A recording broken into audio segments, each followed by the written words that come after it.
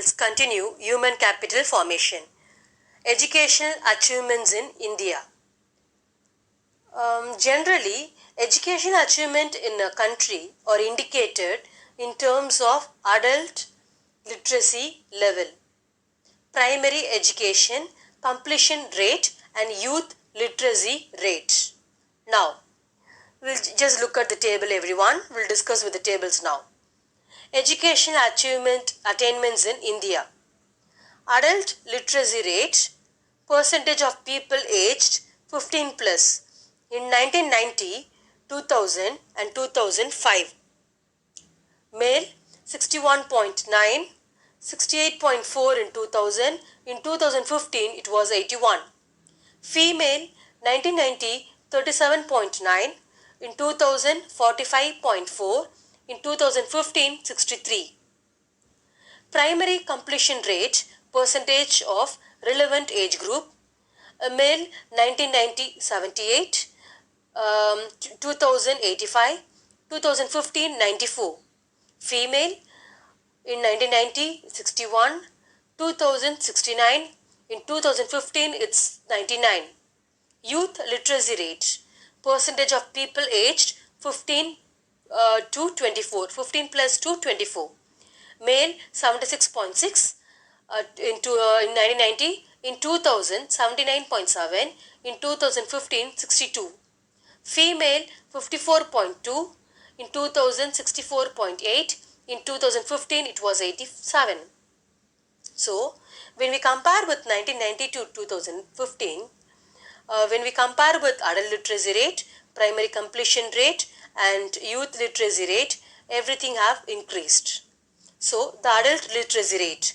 Adult literacy rate refers to the ratio of literate adult population to the total adult population in a country. In a case of male, the adult literacy rate increased from 61.9 in 1990 to 81 in 2015. In the case of female, the literacy rate was just 37.9 in 1990 and which increased to 63% in 2015. So, which is still far below the satisfaction level. Primary completion rate. It is a percentage of students completing the last year of primary school. In case of male, the primary completion rate increased from 78% in 1990 to 94% in 2015. But in this case of female, the rate increased from 61% in 1990 to 99% in 2015. Now, let's move on to youth literacy rate. It is a percentage of people which aged 15 to 24 who can with understanding read and write a short simple statement on their everyday life. In case of male, there was marginal increases in the youth literacy rate from 76.6% in 1990 to 92% in 2015. In this case of female, the youth literacy rate increased from 54.2% in 1990 to 87% in 2015. Yes? Now, let's move on to the other one. Educational achievement in India. That's what we have discussed now.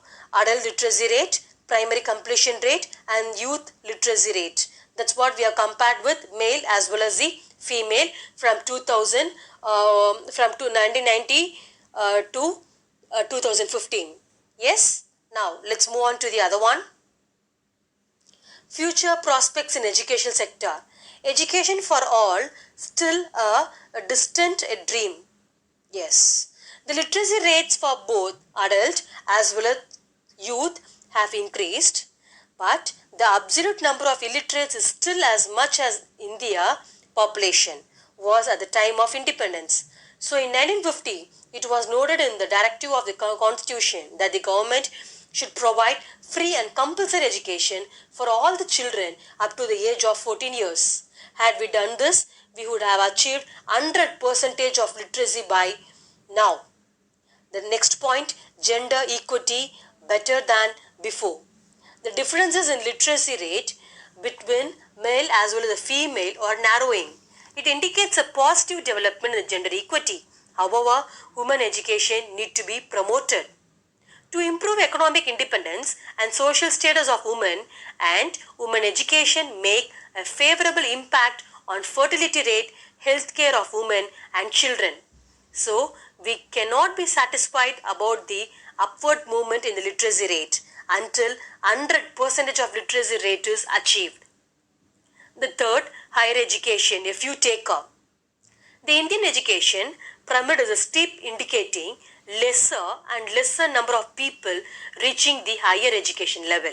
As per NSSO data in the year 2011 to 12, the rate of unemployment among youth male who studied graduation and above in rural area was 19%, in the urban counterpart at relatively less level unemployment at 16%. The most severely affected ones were young rural female graduates, as nearly 30% of them are unemployed. In contrast to this, only about 3 to 6% of primary level educated youth in rural area and urban area were unemployed.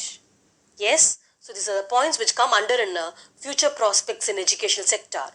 The last conclusion, the economic and social benefits of human capital formation and human development are well known.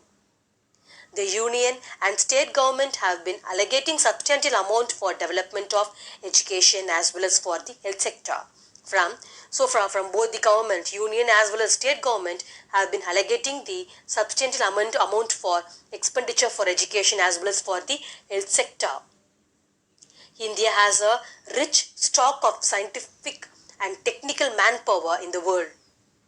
We need to improve it qualitatively and provide such condition so that they are utilized in our own country.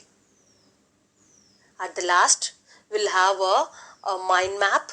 Yes, now, human capital formation in India. We have studied sources of human capital. Yes, so in the sources of human capital, I think you people know it. What are the sources we have learnt it? Expenditure on education, expenditure on health, on the job training, expenditure on migration, and expenditure on information. And then we have gone through with it what are the difference between physical capital and human capital. Physical capital is a tangible, human capital is intangible. It's completely mobile, but in human capital not perfectly mobile. Separable from its owner, it's unseparable from its owner.